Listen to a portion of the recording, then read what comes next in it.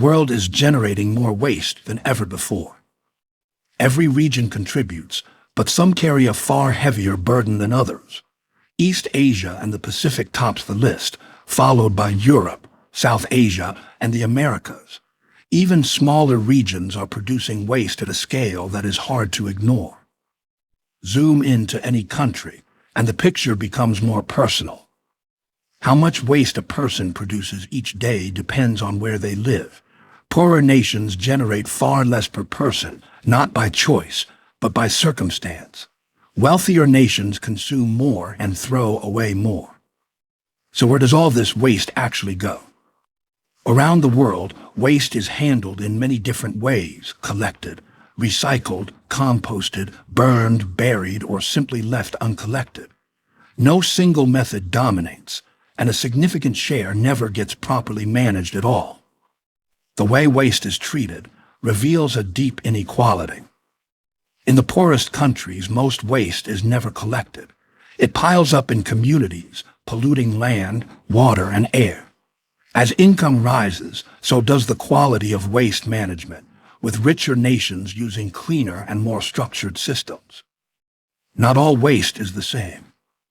The largest share of what we throw away is food waste that could often be prevented at the source.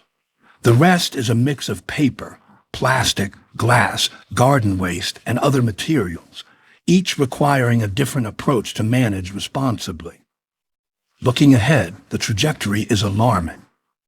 If the world continues on its current path, waste will keep growing faster than population, faster than economies can cope with. But it does not have to be this way. With low or high ambition, smarter policies and better systems can dramatically change the outcome by 2050. Waste is not just a cleanliness problem, it is a climate problem. As waste piles up in landfills and dump sites, it releases powerful greenhouse gases. Under a business-as-usual scenario, emissions from the waste sector will continue to rise steadily over the coming decades, making the climate crisis even harder to solve. Managing waste comes at a growing cost. Every year, governments and cities spend hundreds of billions of dollars just to collect, treat, and dispose of waste. And as waste volumes grow, so do the bills. The longer action is delayed, the more expensive the problem becomes. Yet the countries that need the most help are spending the least. Lower-income nations invest only a fraction of what is needed to run a basic, functional waste system.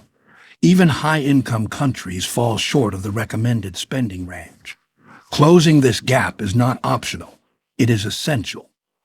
The good news is, the world is starting to invest. International institutions and governments have been channeling development finance into solid waste management across the globe. The World Bank Group leads the way, followed by regional development banks, European institutions, and bilateral donors. But the scale of the challenge demands even more. More funding, more coordination, and more political will to turn the tide on one of the world's most pressing environmental challenges.